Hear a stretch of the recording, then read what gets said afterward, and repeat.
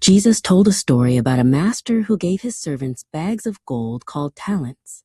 2 servants used their talents well to help the master's work grow. But one servant was afraid and hid his gold in the ground.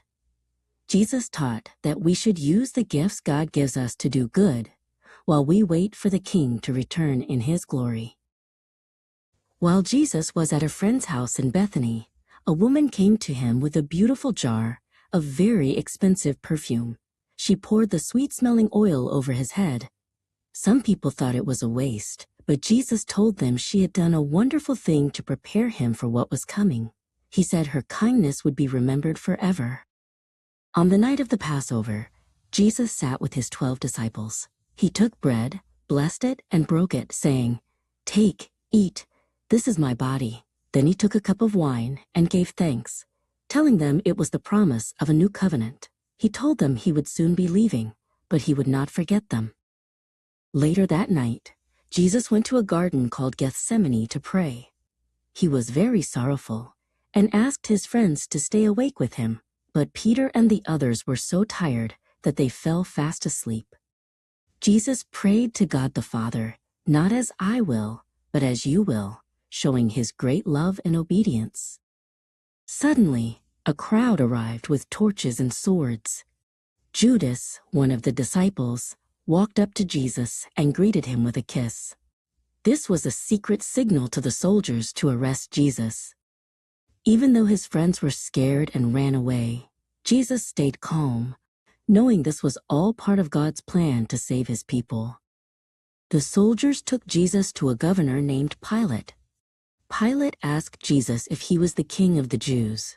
Jesus answered, "It is as you say." Pilate saw that Jesus had done nothing wrong, but the crowd shouted for him to be punished. Pilate washed his hands in a bowl of water to show he didn't want to be blamed for what happened next.